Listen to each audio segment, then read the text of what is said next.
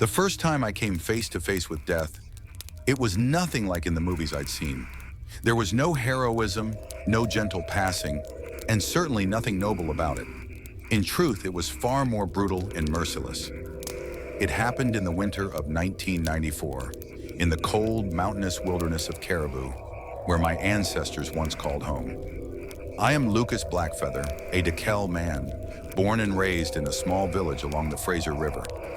After my parents mysteriously vanished during a hunting trip and never returned, I was raised by my Uncle Caleb.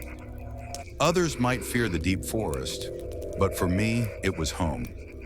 I knew every trail, every whisper of wind in the night, but that winter, when I returned after years of working in a coal mine in Vancouver, everything had changed. The money had been decent, but it could never quiet the longing for the wilderness. On my 34th birthday, I left it all behind to live once again with Uncle Caleb in his solitary wooden cabin deep in the forest. Caleb was a resilient man. He could fix anything with just a sharp knife and a few lengths of rope. He didn't speak much, but his silence was oddly comforting. The first few weeks were peaceful. We hunted deer, fished, and spent evenings by the fire telling old stories. I felt like I was alive again. But that peace didn't last long. It started with a strange sound in broad daylight, while I was tracking a deer near a stream a few miles from Caleb's cabin. It was around 10 in the morning, but the forest was eerily silent. No bird song, no rustling in the underbrush. Everything seemed to be holding its breath. Then came the sound. At first it was distant, sharp and cold like metal scraping against stone. I shook my head, thinking it was just the wind through frozen rocks. But the sound came again. Closer this time, clearer, sending a chill down my spine. I spun around, feeling a presence watching me. I abandoned the deer tracks and searched the area, quickly spotting a trail of strange footprints. They were larger than any animal I knew, twice the size of a man's foot and deeply pressed into the frozen earth, with claw marks like razor blades. I had hunted bears and tracked wolf packs, but this was something else. Something massive, far heavier than anything I'd ever encountered. It wasn't exactly fear I felt, more like a primal unease that made me head straight back to Caleb's cabin. When I opened the door, Caleb took one look and understood. He poured me a hot cup of coffee and asked quietly, "You saw it too, didn't you?" "It?" I frowned. "The ones from the old stories, Lucas," Caleb said grimly. "They're not just myths." I was about to laugh, but the look in his eyes told me he was serious. "What exactly did you see today?" he asked. I told him about the strange footprints, the feeling of being watched, the strange noise in the forest. Caleb just sighed. For the past 6 months, hunters have been disappearing, animals torn apart. And those tracks, they're getting closer to the cabin. "Why didn't you tell anyone?" "Tell them what? That an old man seeing monsters in the woods?" No one would believe me. But whether people believe or not, those things are out there. The days that followed were tense. We kept finding more signs, strange tracks leading deeper into the woods, almost as if luring us to follow. And then the nightmare became real when we found 2 hunters' bodies, ripped apart like rag dolls. "This wasn't done by any animal," Caleb murmured, his voice trembling for the first time. "This is something else, something much crueler." We knew we had to act. Caleb took his hunting rifle, and I readied my bow. We camped near the stream where I'd first seen the tracks. The night was bone-chilling, the forest deathly quiet. Just before dawn, that horrible sound returned, this time right beside us, followed by a low growl that rumbled like thunder from deep underground. The creature emerged from the shadows, lumbering and powerful. It stood over 3 meters tall, its body covered in matted fur, stained with what looked like dried blood. Its head resembled a bison, but its jaws opened wide, filled with rows of shark-like teeth. Its glowing eyes locked onto us with savage hunger. I let an arrow fly, striking its side. Caleb fired his gun. The beast roared, a deep, guttural roar that rattled my chest. It lunged at Caleb, and in an instant, I heard his bones snap, his blood staining the snow. "Uncle Caleb!" I screamed, loosing arrow after arrow. One struck its eye and the monster fell, but it was too late for Caleb. I grabbed the rifle, firing until the bullets were gone, until the thing lay motionless. I stood there, trembling in the cold, beside the man who had taught me how to survive these woods. I had killed it, but all I felt was grief and horror. When the rangers arrived, they took photos, collected the bodies, and said nothing. But I knew they'd never tell the world the truth, because people would rather believe comforting lies than face the darkness lurking just beyond the tree line. Since that day, I've known one thing for sure. The forest I once loved is no longer the same. It has changed forever, and maybe so have I.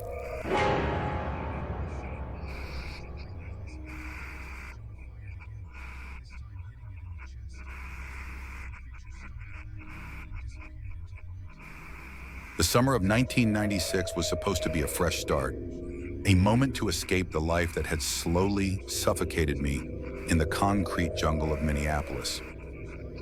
My name is Daniel Redsky. At 37, I was no stranger to the wilderness, having grown up hearing the stories of the forest from my grandfather, an Ojibwe elder who spoke of spirits, both gentle and dark, that roamed among the trees.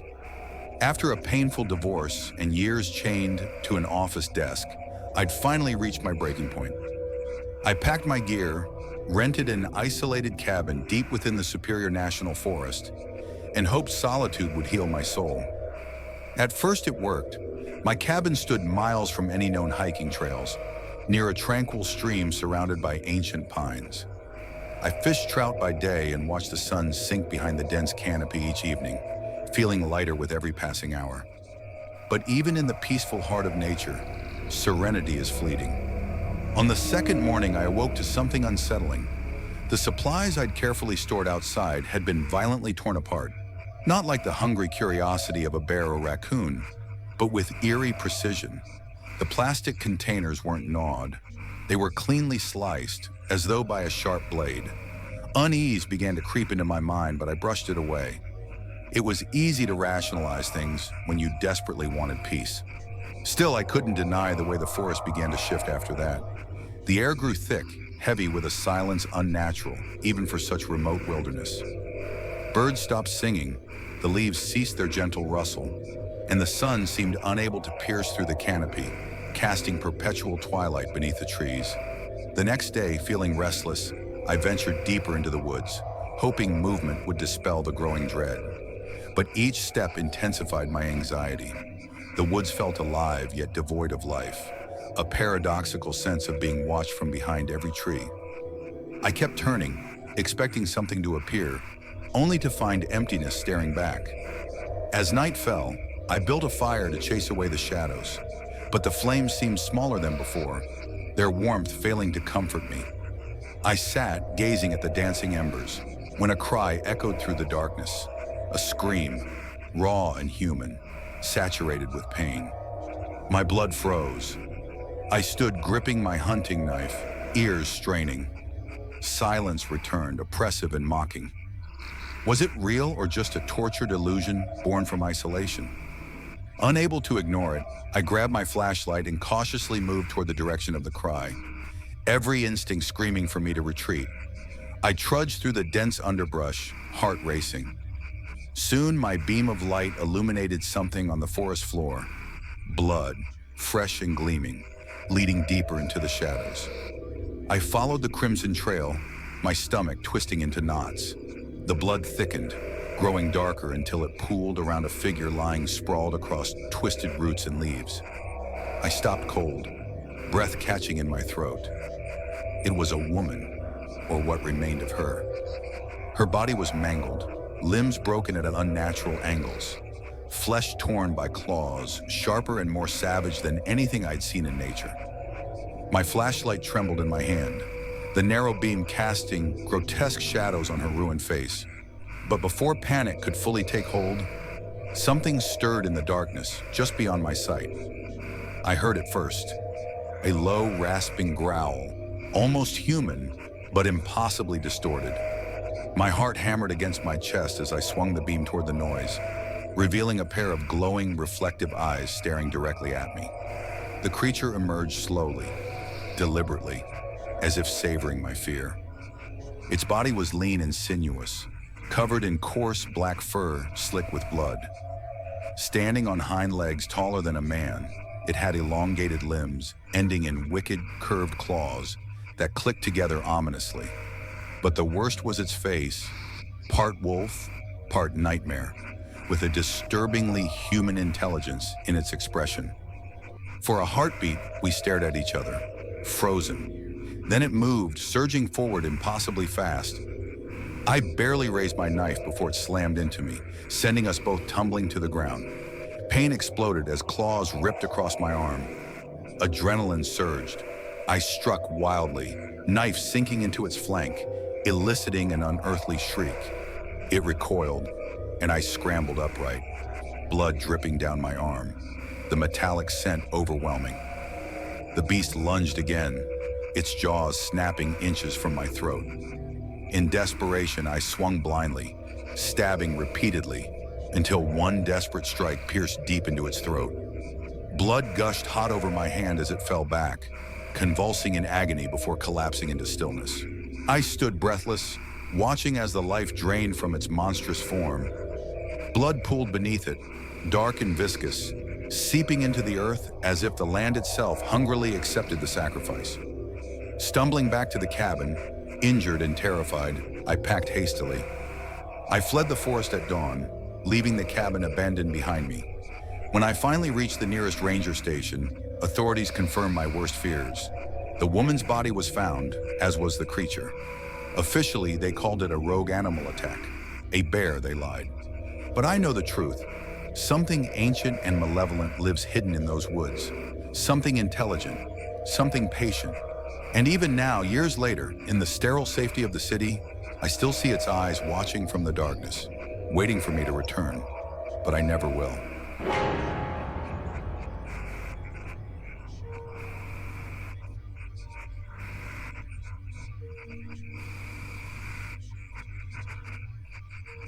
In the sweltering summer of 1997, the sleepy town of Red Rock, Texas felt like a forgotten outpost at the edge of nowhere.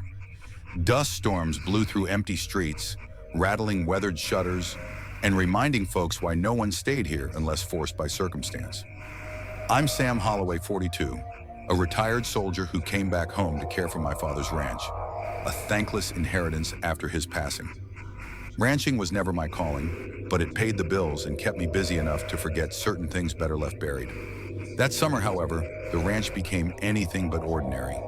Ranch hands and cattle began disappearing, first sporadically, then with unsettling frequency. Townsfolk chalked it up to coyotes, desperate drifters, or men looking for better lives elsewhere. But I knew something darker was at work. One evening, as the sun bled red across the horizon, Elias, my 26-year-old nephew, burst into the house, eyes wild with panic. Elias was tough, recently discharged after serving overseas. He'd seen the hell of war, but that evening, terror gripped him tight. "Sam," he said breathlessly, "there's something out by the western fence, something big. You gotta see it." We grabbed our rifles and set out toward the distant boundary line. The western fence bordered a steep ravine, an area avoided even by the cattle. Darkness had settled quickly, swallowing the landscape in shadows. Elias led the way, his flashlight beam trembling, betraying fear I'd never before seen in his eyes. When we reached the fence, my gut twisted. Deep, bizarre tracks gouged the earth. Too large for coyotes, too oddly shaped for any animal I'd known. They resembled elongated, misshapen footprints, almost humanoid but far larger, accompanied by deep claw marks that scraped violently into the hardened soil. Elias pointed down the ravine. "Whatever it is, it went down there." The ravine was a place of whispers, a hollow carved by centuries of wind and rain, littered with jagged rocks and dense brush. As kids, we told ghost stories about it, daring each other to venture into its shadowy depths. But even now, it still radiated menace. We hesitated briefly, the oppressive silence only broken by our shallow breaths. Elias swallowed hard, whispering, "I heard screams, Sam." Sounded like someone being dragged. My throat tightened. We descended carefully into the gloom, rifles ready. With each step, dread thickened like the stagnant summer air. The deeper we went, the colder it grew, a chill that shouldn't exist beneath a Texan sky. Then at the ravine's narrow bottom, we saw it, hunched over something mangled, partially concealed by dry mesquite. My flashlight illuminated a figure more nightmarish than any enemy I'd faced on foreign soil. It stood nearly 8 feet tall, skin a grotesque patchwork of scales and coarse fur, shimmering in greasy darkness. Its body was lean yet immensely muscular, shoulders hunched and distorted. It fed ravenously on something I prayed wasn't human. The creature turned its head slowly, revealing a face straight from hell.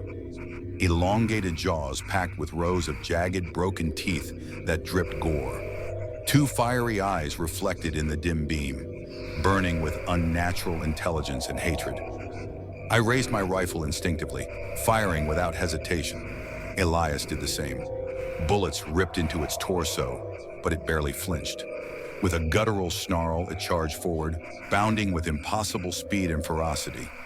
It struck Elias first, hurling him like a doll against the rocky slope. I heard bones crack sharply. "Elias!" I screamed, firing round after round into its monstrous hide.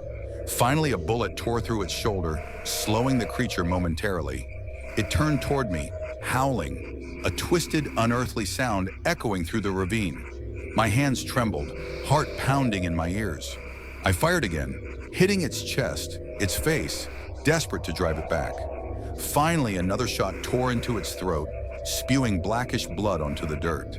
The beast staggered, choking and snarling, before collapsing heavily onto the ground, twitching in agony. But it didn't rise again. Dropping my rifle, I ran toward Elias. Blood seeped from his mouth, his body twisted unnaturally, eyes wide in shock and pain. "Sam, it's not alone," Elias wheezed, his voice weak and strained. "I saw another watching us." My stomach churned with dread. "Don't talk. I'll get you out of here." But Elias was gone before I could finish. Grief flooded me, raw and suffocating. I stayed beside him, the silence deafening, broken only by my choked sobs. Eventually, numbly, I stood, knowing I had to leave before something else emerged from the shadows. As I stumbled back toward the ranch house, rifle clutched desperately, every shadow seemed alive, every sound malicious. The creature's corpse lay behind me, but something warned me that this nightmare wasn't over. At dawn, authorities arrived, skeptical until they saw the creature's corpse themselves. Yet, as expected, they took the remains, leaving me only with silence and vague promises of answers I knew would never come. They called it a deformed bear, refusing to admit the truth that lay brutally clear in the twisted remains of my nephew. Since then, I've remained on the ranch, not out of courage but stubborn defiance. Each night, I sit awake, rifle across my lap, staring into the darkness, awaiting the return of whatever else lurks beyond the fence line. Elias was right. There are other things hidden out there, waiting in silence, watching patiently. And I'm not leaving until I put them all into the ground, or until they finally come to claim me too.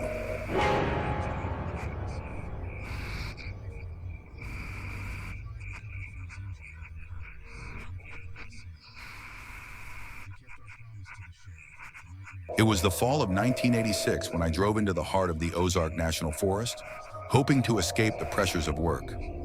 My name is Jacob Lightfoot, a member of the Quapaw tribe.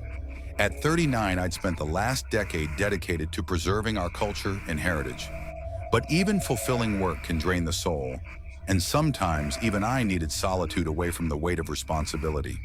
The Ozarks had always felt like home, a rugged place of rolling mountains and deep ancient woods, with valleys hidden from the world.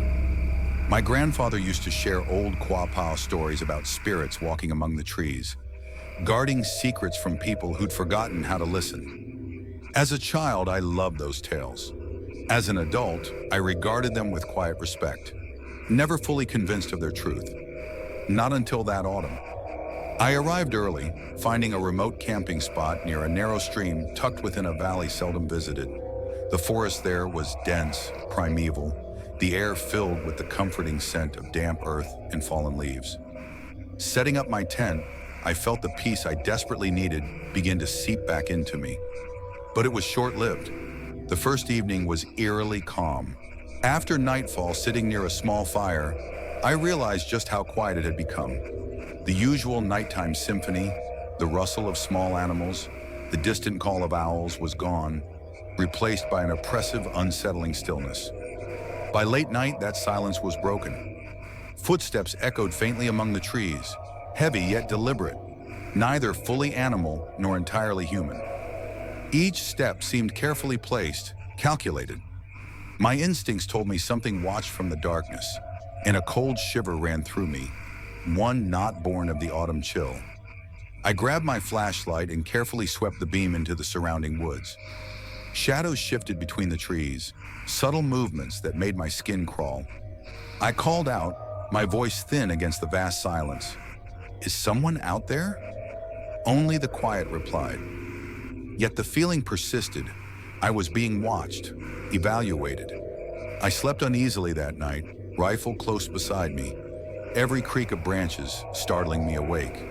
In the pale morning, I found something that chilled me to the bone. Deep claw marks gouged into the bark of trees encircling my camp, as though something had prowled silently, marking territory. Beneath those marks lay footprints unlike any animal's. Long, almost human-like, but impossibly large and elongated, embedded deeply in the damp soil. A sense of dread gripped me, yet curiosity forced my feet forward, tracking those prints deeper into the valley. The landscape grew wilder, darker. Trees stood twisted, gnarled branches reaching like grasping fingers, and moss-covered rocks lined a forgotten creek bed. Suddenly, my flashlight caught something grotesque. A deer carcass lay mangled beside the creek, its chest cavity torn open, organs missing. No scavengers circled, no insects buzzed around the remains, nature itself avoiding the scene. My blood ran cold. This kill wasn't for sustenance. It felt deliberate, almost ritualistic. Then came a guttural sound, a low rasping that seemed both near and far. Heart racing, I spun around. Rifle raised, eyes darting through the gloom. A shape darted between trees, fast and graceful, too big for any creature I knew. It disappeared before I could react. I retreated cautiously toward camp, my senses heightened. Each rustle of leaves, each snapping twig, drove adrenaline through me. The woods now felt alive with menace. That night I barricaded myself in my tent, rifle loaded, lying awake, ears straining. Around midnight, the same footsteps returned, closer now, accompanied by heavy, unnatural breathing. Terrified, I sat up, gripping my rifle, listening to the creature circle my tent. Then silence, absolute and thick. Suddenly, the side of the tent bulged inward violently, claws ripping fabric like paper. Panic surged. I scrambled outside, rifle aimed at the intruder but froze at the sight before me. Standing tall, illuminated faintly by the dying embers of my fire, was something from Nightmare. Its twisted body was humanoid but grotesquely distorted, covered in matted fur and patches of leathery skin. Its limbs were elongated and skeletal, ending in talons sharp enough to shred flesh.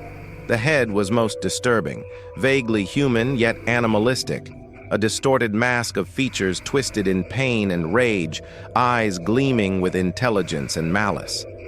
Paralyzed with shock, I watched as it advanced slowly, head cocked as though studying me. Instinct overrode fear, and I fired. The bullet slammed into its chest, and the creature let out an ear-piercing shriek that echoed through the valley. It staggered but lunged at me anyway, razor claws raking my arm, slicing deeply. Agonizing pain blurred my vision, but survival drove me forward. I fired again, hitting its shoulder, sending it sprawling backward with another scream. Wounded, it retreated into the darkness, dragging itself with disturbing speed. My arm bleeding profusely, I knew I couldn't stay. Hastily, I bandaged the wounds, packed essentials, and fled the cursed campsite. Hours later, I stumbled exhausted into the nearest ranger station. They listened skeptically until seeing my injuries and the shredded tent fabric. Rangers searched the area later, discovering mutilated animals and strange markings, but no trace of whatever had attacked me.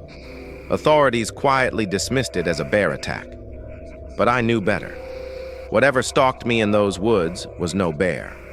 It was something ancient, something twisted, an abomination that belonged neither in our world nor any other. I've never returned to the Ozarks. I left behind not only blood, but also the last remnants of innocence I'd carried from childhood. The old Quapaw legends my grandfather shared haunt me now, not as folklore, but as dark truths whispered among the trees. Some things in the wilderness are best left undisturbed, but once you've seen them, they never stop watching from the shadows.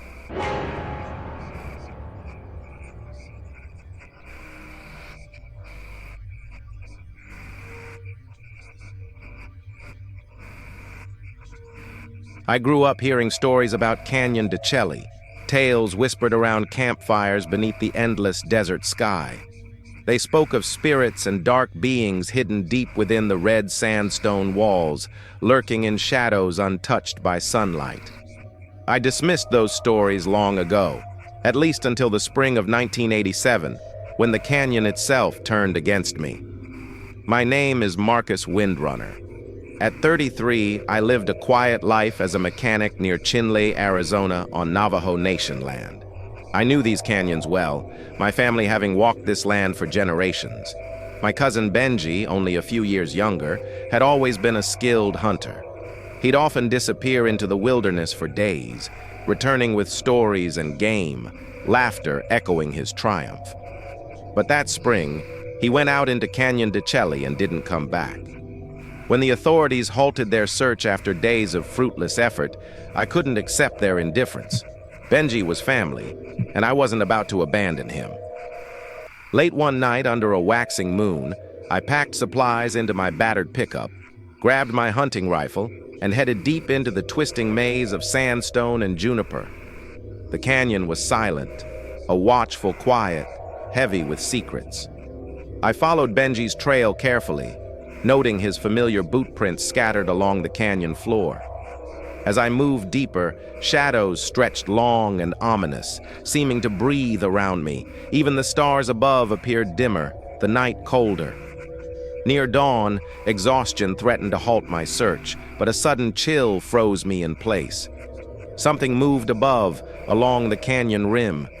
Silhouetted by moonlight, a massive figure lumbered clumsily, its form too large, too distorted to be any animal I knew. Then it vanished. My heart thundered, dread pooling deep within my chest.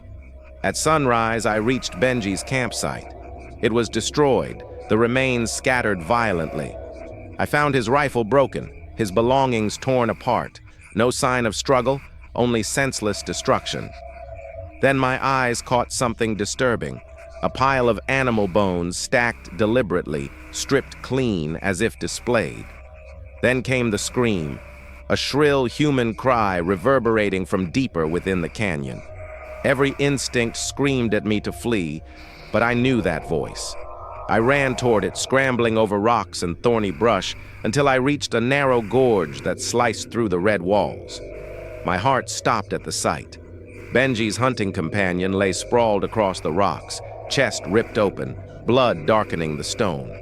The agony frozen on his face made it clear he'd encountered something unimaginable. Nearby, in shadowed alcoves, I glimpsed movement, something enormous, stalking silently. Then it emerged, revealing itself fully in the pale dawn.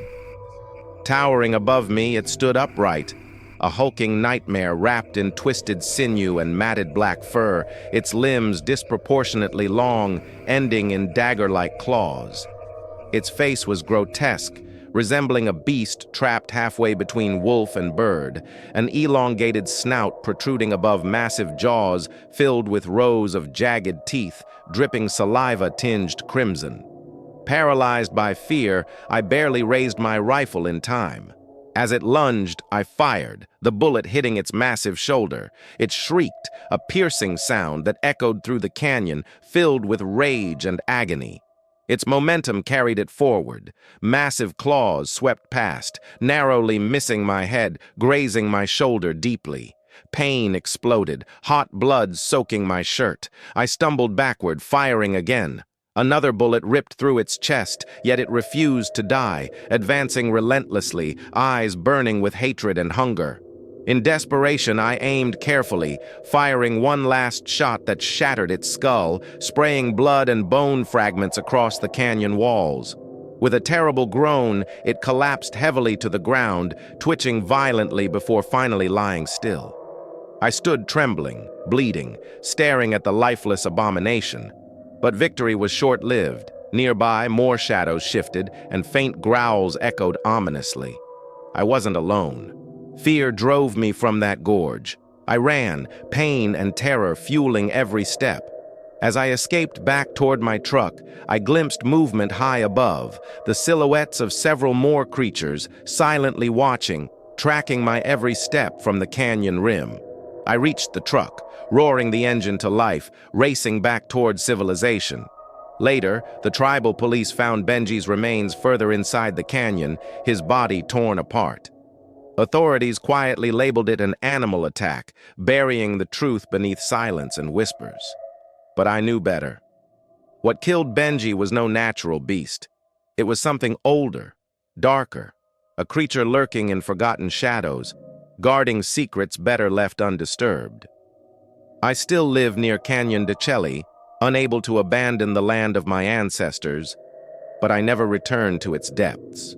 At night, when the desert wind whispers through the junipers, I hear echoes of those haunting screams, the growls and claws scraping stone. I lock my doors, close the windows, and pray. Yet deep down, I understand something chillingly clear. They know me now. Those creatures hidden in the ravines, they remember my scent, my face. They're patient, ancient, and they are always watching, waiting silently for the moment I step again into their darkened realm.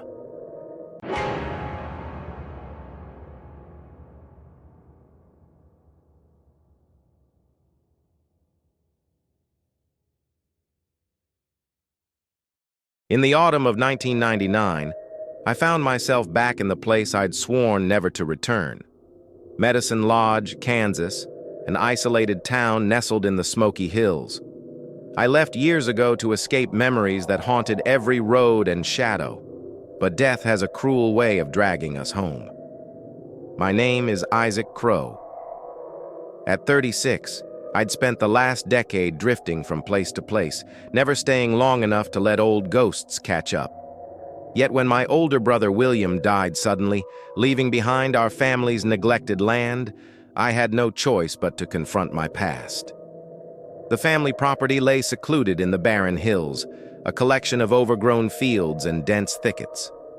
As I arrived, evening cast long, somber shadows over the neglected house, paint peeling, wood warped by years of abandonment. The silence hung thick, as though the land itself mourned William's passing. But something deeper unsettled me, a whispered promise in the wind, a cold sense of being watched.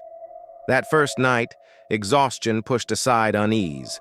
I lit a small fire, listening to the crackling logs, trying to pretend I belonged. But soon the memories returned, stories William and I once shared as children, of things lurking just beyond our property's rusted iron gate. Tales dismissed by adults but whispered solemnly between us on nights like this. Late in the evening, a sound shattered my reminiscence.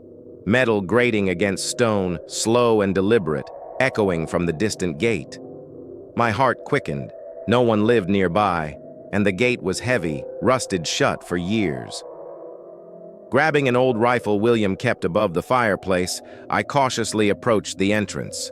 The moon cast ghostly light upon the gate, now inexplicably open, swinging silently in the chill autumn breeze.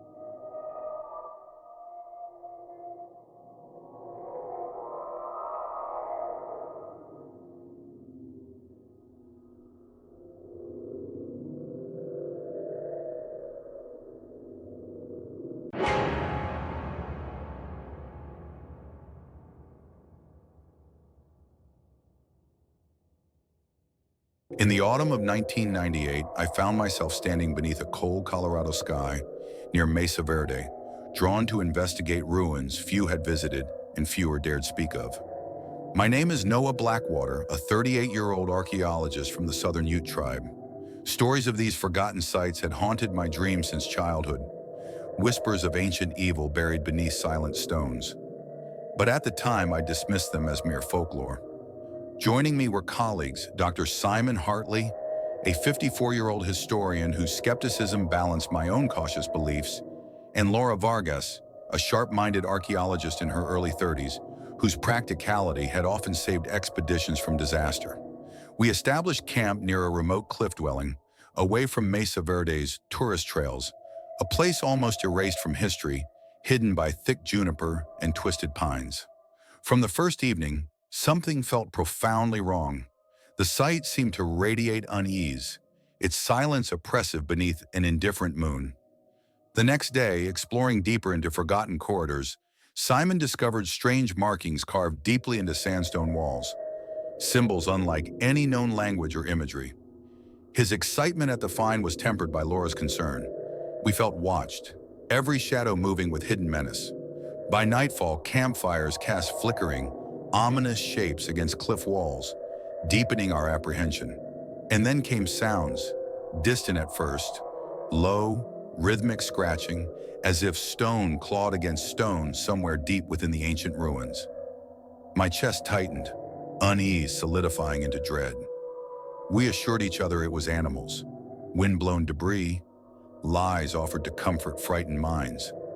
But later that night, a piercing shriek shattered our uneasy rest. Panic rose in our chests as we scrambled out into the darkness, flashlights trembling. Frantic, we followed fading echoes toward a shadowed crevice beneath the cliff dwellings. There, half hidden among twisted roots, lay fresh blood, a thick trail leading into darkness. Nausea twisted sharply in my stomach, primal instincts screaming to turn back, but our colleague was missing. We called Simon's name desperately. Silence mocked our urgency. Then from the blackness, something shifted. My flashlight beam found it briefly. A grotesque form hunched low, skin mottled and leathery, shimmering wetly with blood. Its elongated face snapped toward us, eyes reflecting red, filled with malevolent intelligence. Then it surged forward, impossibly fast. Laura screamed as it lunged. Simon's bloodied remains lay broken behind it, ribs splintered, face frozen in horror.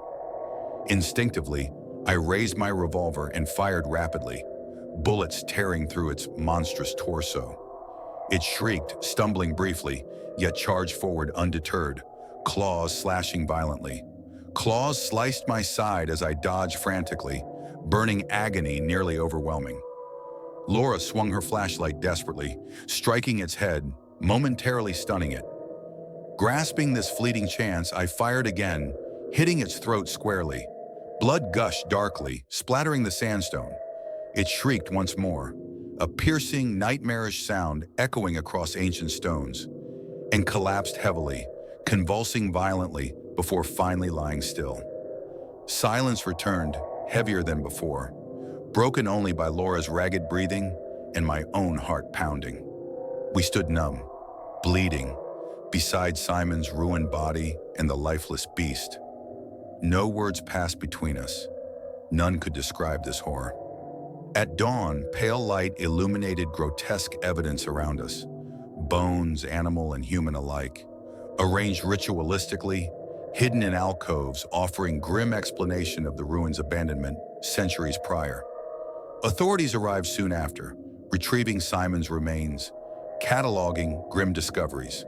Yet later we were met with quiet warnings. Speak nothing of monsters, blame predators and tragedy. They'd conceal the true terror beneath convenient lies.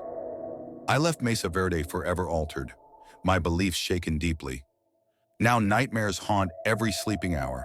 Visions of glowing red eyes glaring hatefully from shadowed alcoves, the echoing scrape of claws upon stone. These ruins guard dark secrets never meant to surface, truths concealed beneath centuries of silence. But I've glimpsed what sleeps beneath ancient sandstone, a timeless evil patiently awaiting foolish souls drawn too close. I pray nightly these horrors remain buried, yet somehow, deep within, I know better. Ancient things stir restlessly, dreaming of violence, waiting in silent darkness for their chance to rise again.